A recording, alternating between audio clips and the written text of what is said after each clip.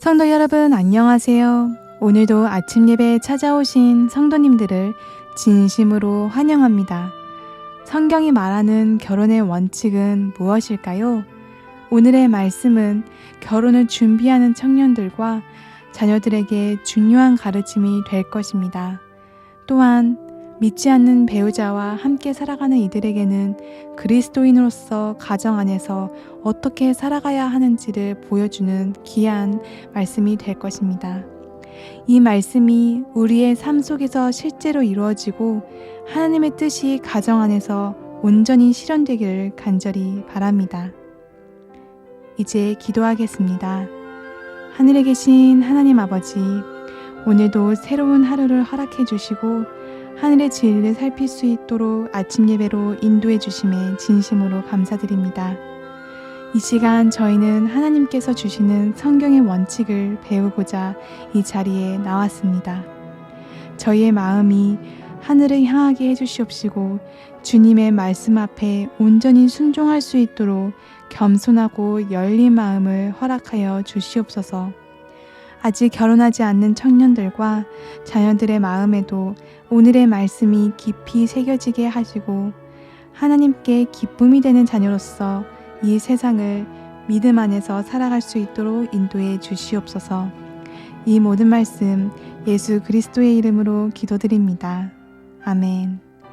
오늘 저희가 함께 묵상한 제목은 여러분의 애정을 지키라입니다. 이제 목사님께서 교제를 통해서 권면의 말씀을 전해주시겠습니다. 안녕하십니까? 오늘 우리가 나눌 말씀은 어떤 사람과 만나서 애정을 나누고 결혼해야 하는가에 대한 문제입니다. 결혼하지 않는 청년들 또 성인이 된 우리의 자녀들을 위한 말씀이 되겠죠? 결혼에 대해서 부모와 청년들이 실수하는 것이 무엇일까요? 그것은 결혼에 대한 하나님의 말씀을 깊이 살펴보지 않은 채 데이트하기 시작하고 사귀게 되고 마음을 주기로 결정한다는 것입니다. 하나님의 말씀이 결혼과 가정에 대해서 무엇이라고 말하는지 확인하지 않다가 결혼하고 나서 여러 가지 문제가 생기고 어려움이 생기면 당황하게 되는 것입니다. 그리고 그때 참 힘든 마음을 갖고 말씀 앞에 나가서 읽으면서 자신의 문제가 어디서 시작되었는지 보게 되는 것이죠. 성도 여러분, 부모와 자녀는 그래서 미리 결혼과 가정에 대한 성경의 원칙에 대해서 살펴볼 필요가 있는 것입니다. 자, 오늘 본문 성경절 보겠습니다. 고린도후서 6장 14절입니다. 너희는 믿지 않는 자와 멍에를 같이 하지 말라. 의와 불법이 어찌 함께하며 빛과 어두움이 어찌 사귀며. 성도 여러분, 이것이 결혼에 대한 큰 원칙입니다. 바울은 그리스도인과 믿지 않는 자가 함께 멍에를 맬 때 생기는 어려움과 원치 않는 일이 생길 것에 대해서 경고하고 있는 것입니다. 결혼뿐 아니라 우리가 장사를 할 때, 비즈니스를 동업할 때도 마찬가지입니다. 에베소 5장 10절에 이런 말씀이 있습니다. 주께 기쁘시게 할 것이 무엇인가 시험하여 보라. 결혼을 결정하기 전에, 어떤 사람을 만나서 내가 사귀기 전에 내가 이 결정을 해야 하는 것입니다. 주님의 마음에 기쁨을 드릴 수 있는 그 상대방을 생각해 보아야 하는 것이죠. 시험해 보아야 하는 것입니다. 내가 만나는 사람을 시험해 볼 필요가 있는 것입니다. 우리가 함께 만나서 하나님을 기쁘게 할 수 있는지 말이죠. 자, 오늘 본문을 읽으면서 이제 좀 말씀을 생각해 보도록 하겠습니다. 나는 그대에게 애정을 누구에게 줄지 조심하라고 경고하고 싶다. 자, 성도 여러분, 우리의 마음에 애정이 움직일 때 조심하라는 것입니다.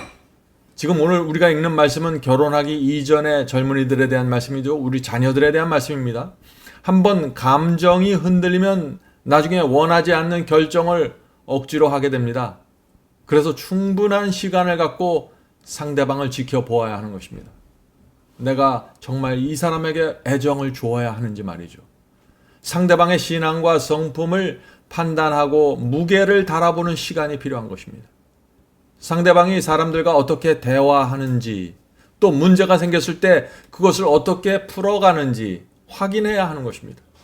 왜냐하면 인생에는 수많은 문제들이 생기고 또 그것을 해결해야 하기 때문이죠. 그래서 문제가 꼬여 있을 때, 매여 있을 때 그 문제를 풀 수 있는 성품이 있는지 서로가 확인할 필요가 있는 것입니다. 계속 읽죠. 그대의 생애는 그리스도의 것이며 자신만을 위해 살아서는 안 된다는 것을 기억하라.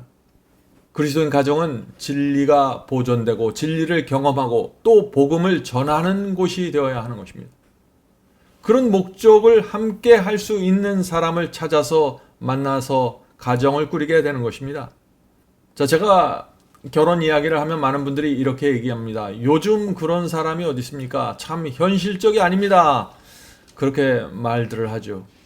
현실이 그렇지 않다고 해서 무시하거나 포기하지 말아야 됩니다. 왜냐면은 현실이 어떠하든지 간에 두 사람이 만나서 결혼해서 일생이라는 기간을 살면은요, 저와 여러분이 당했던 모든 문제들이 다시 반복되는 것입니다. 인간의 본성은 같고 사회가 달라질더라도 여러 가지 문제들은 계속해서 생기니까 말이죠.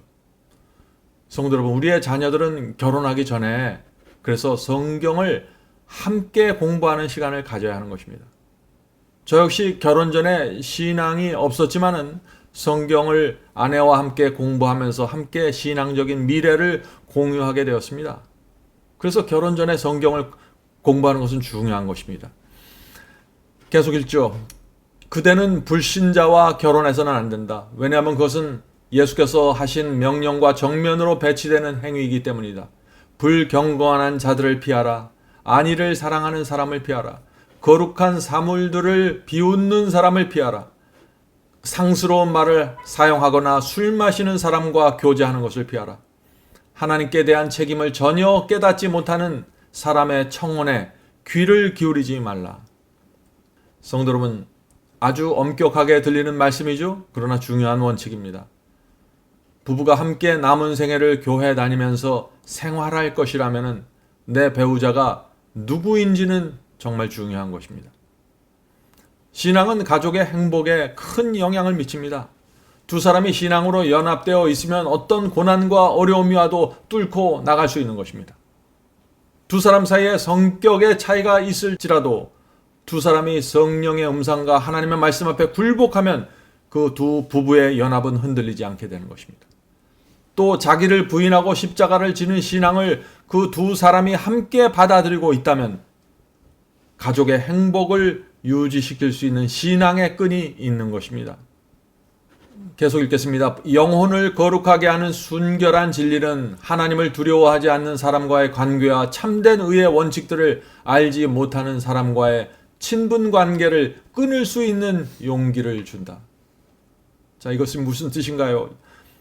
정말 진리를 정확하게 알면은 나의 잘못된 관계를 끊을 수 있는 용기를 준다 하는 것이죠. 상대방의 연약성과 무지를 짊어져야 하지만 그의 악함을 짊어질 수는 없다. 불신자와 결코 결혼하지 마라. 나는 단지 하나님의 말씀을 그대에게 전하고 있을 뿐이다. 불신자와 결혼할 경우 하나님을 사랑하고 섬기는 일에서 떠나게 될 것이기 때문이다. 하나님의 자녀인 그대는 오직 주 안에서만 결혼 관계를 맺도록 허락받고 있다. 자, 성경에 말하는 그 결혼에 대한 원칙은 아주 분명합니다. 이것은 이방인과 결혼하지 말라는 것입니다. 왜 하나님께서 이방인과의 결혼을 금하셨을까요? 이스라엘이 우상 숭배에 크게 빠졌던 이유들이 이방인과 결혼할 때였습니다. 이스라엘 백성이 가나안 변경까지 왔을 때 사탄은 이스라엘 백성 속으로 이방인 여인들을 들여보내서 크게 이스라엘을 무너뜨렸죠.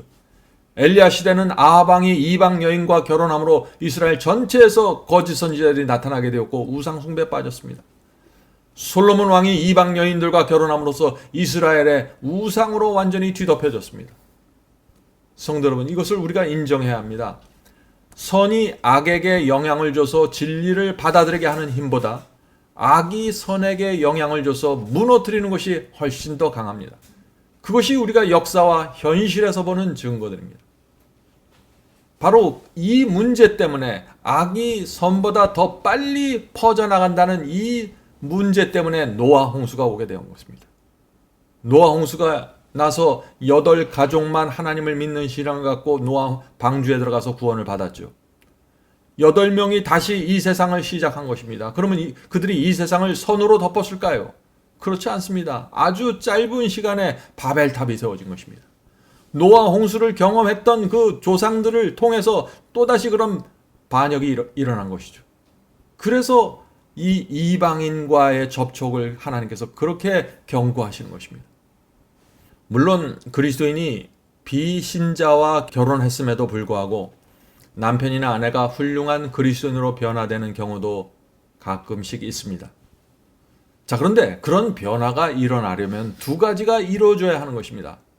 자, 불신자와 비신자와 결혼했을 때 훌륭한 그리스도인으로 변화되는 그런 일이 일어나려면 두 가지가 필요하다는 것입니다. 첫째는 하나님을 믿는 사람이 그 아내나 남편이 눈물로 인내하고 날마다 하나님의 말씀으로 무장하고 긴 세월 동안 사랑을 베풀면서 기다려줘야 하는 것입니다. 왜냐하면 사람의 마음은 그렇게 쉽게 바꾸지 않습니다. 어떤 사람들은 짧은 기간 안에 남편이나 아내가 원하는 신앙으로 함께 가죠. 그러나 그렇지 않은 사람들도 있다는 것이죠. 두 번째는 비신자인 남편이나 아내가 정직한 양심으로 성령의 감동과 호소를 받아들여야만 하는 것입니다. 아무리 그리스도인 아내나 남편이 잘한다고 할지라도 사랑으로 대해준다고 할지라도 그 상대편 배우자의 마음이 완악하고 세상에 깊이 빠져있고 성령을 거절하면 하나님의 역사가 이루어질 수 없기 때문입니다. 성도 여러분, 하나님께서 한 사람의 마음을 바꾸고 진리에 굴복시키기까지 정말 오랜 세월이 걸릴 수 있다는 사실을 우리가 알고 나면은 정말 내 배우자를 고르는 데 있어서 정말 조심스럽게 되는 것입니다. 그래서 요즘 교회 보면은 아내 혼자 나오거나 남편 혼자 나오는 경우가 참 많은 이유가 바로 여기에 있는 것이죠. 우리는 가정에서 이렇게 홀로 외롭게 신앙하는 분들을 위해서 정말 기도해주고 배려해 주어야 하는 것입니다. 참 어려운 길을 가고 있는 분들이죠. 그러나 그렇게 과거에 잘못된 결정으로 해서 지금 홀로 신앙하는 분들도 용기를 내시기 바랍니다. 하나님께서 우리의 남은 생애 동안 계속해서 역사하시고 도와주실 것입니다. 자, 본문 읽겠습니다. 불신자와 결혼하기로 동의한다면 그대가 하나님께서 주시는 원칙을 무시하는 것이며 그대의 영혼은 위험에 빠지게 될 것이다. 그대의 생애는 별로 가치 없이 취급되기에 너무나 중요하다. 갈보리 십자가는 그대의 영혼의 가치를 증언하고 있다. 결혼 서역으로 나가는 모든 발걸음은 겸손과 단순성과 진실성 그리고 하나님을 기쁘시게 하고 존귀케 하려는 확고한 목적으로 특색을 이루어야 한다. 성도 여러분, 우리를 구원하기 위해서 하나님의 피가 흘려졌다고 지금 말하고 있는 것입니다. 그 피가 헛되지 않게 하기 위해서 결혼을 할 때 정말 하나님의 말씀을 살펴보고 겸손해야 한다는 것입니다. 단순한 마음이 있어야 된다는 것입니다. 결혼할 때 다른 어떤 복잡한 요소들이 이 결혼의 조건으로 들어오면 안 된다는 것이죠. 그러면 큰 문제가 생길 수 있다는 것입니다. 진실함입니다. 그리고 하나님을 기쁘게 하고 존귀하게 하려는 목적이 있어야 되는 것입니다. 이런 심령으로 결혼을 향해서 나가면은 하나님께서 그 사람을 인도하실 수 있는 것입니다. 계속 읽겠습니다. 결혼은 이 생과 내 생에 깊은 영향을 줄 뿐 아니라 인생 전체에 영향을 끼친다. 진실한 그리스도인은 하나님께서 승인하실 수 없는 계획을 수립하지 않으실 것이다. 그리스도를 고문으로 모시라. 말씀을 기도와 함께 연구하라. 성도 여러분, 결혼에 대해서 말하면서 말씀을 연구하라고 지금 하고 있죠?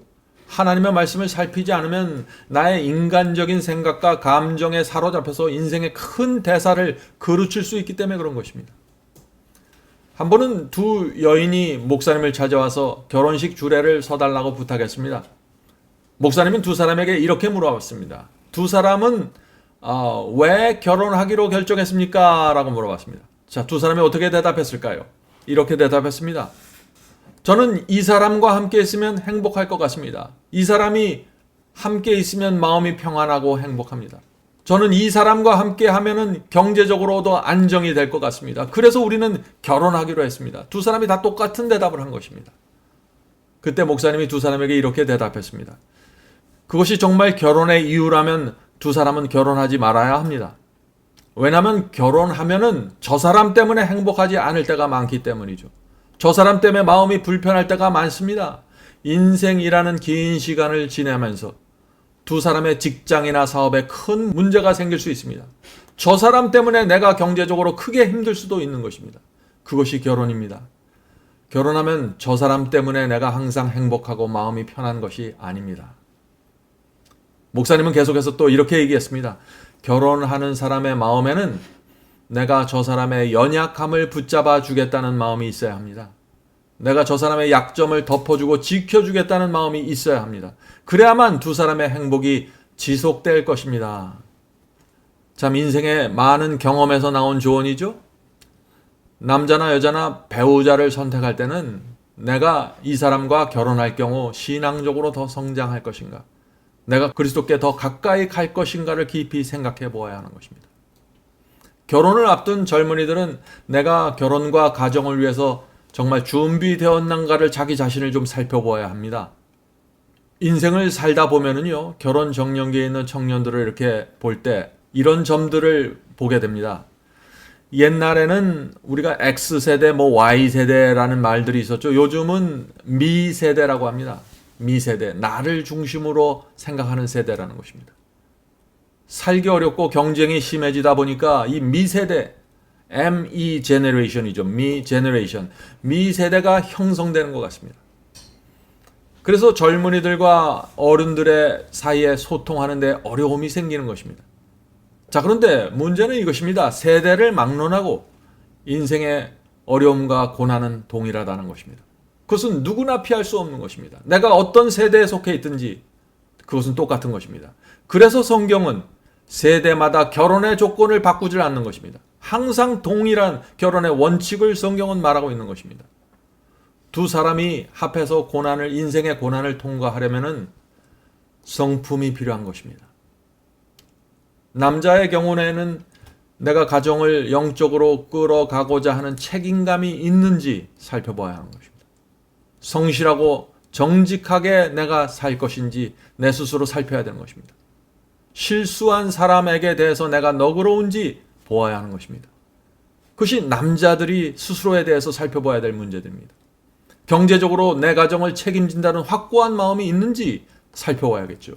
남자가 철이 들지 않으면은요, 아내와 자녀들에게 큰 고통을 안겨줍니다. 우리가 어른이 되어서 우리가 살아온 인생을 바라보면은 우리가 이런 것들을 보게 되는 것입니다.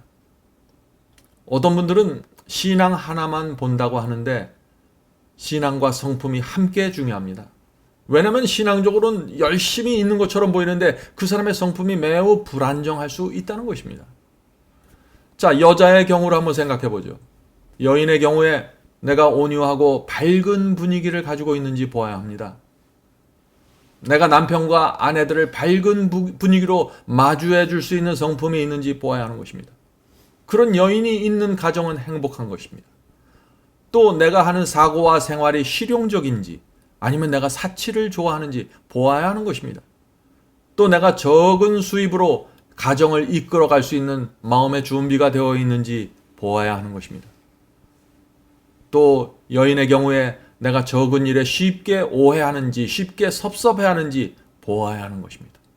사람 사이에 문제가 생길 때 상대방을 배려하는 마음으로 문제를 풀어갈 수 있는지 이런 점들을 여자들은 보아야 하는 것입니다.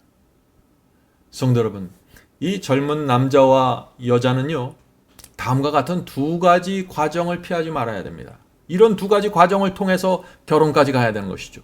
첫째는 결혼하기 전에 충분히 성경을 함께 공부해야 합니다.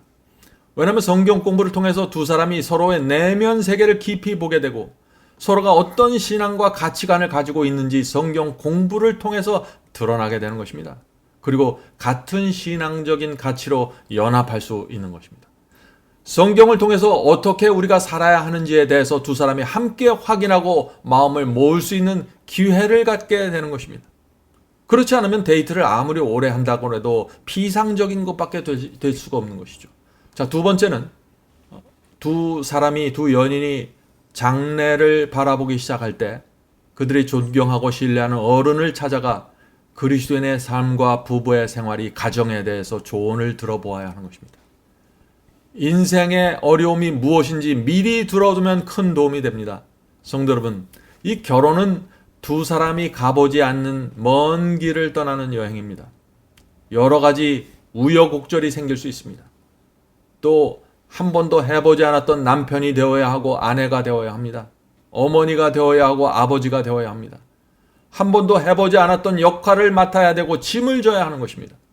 그래서 먼 길 여행 떠나기 전에 잘 준비하는 것이 중요한 것입니다. 준비하면 할수록 여행은 쉬워지고 행복해집니다. 자, 이제 기도하겠습니다. 하늘에 계신 아버지, 저희에게 맡겨주신 자녀들, 특별히 이 세대의 청년들, 주께서 불쌍히 여겨주시고 올바른 상대방을 만나서 하나님께서 인정하는 아름다운 가정 꾸릴 수 있도록 도와주시옵소서. 하나님의 말씀에 대한 관심을 갖도록 도와주시옵소서. 많은 젊은이들이 세상에 깊이 들어가 있습니다. 요즘 세대가 요구하는 그 이기적이고 자기중심적인 사상에 깊이 심취해 있는 세대입니다. 주여 성령께서 이들을 건져주셔서 하나님의 말씀 속으로 들어올 수 있도록 도와주시옵소서. 오늘 특별히 예배드리는 가정에 함께하여 주시고 그 자녀들에게 함께하여 주셔서 정말 우리의 자녀들이 하나님의 말씀의 원칙 안에서 가정을 꾸리고 자기 자신을 위해서 최선의 선택을 할 수 있도록 도와주시옵소서.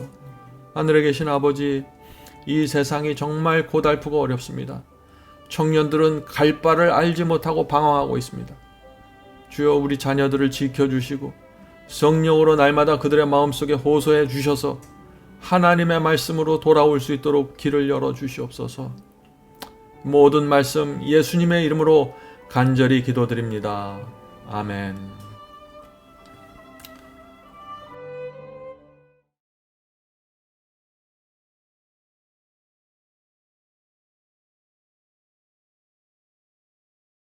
Be not dismayed, whate'er betide, God will take care of you. Beneath His wings of love abide, God will take care of you.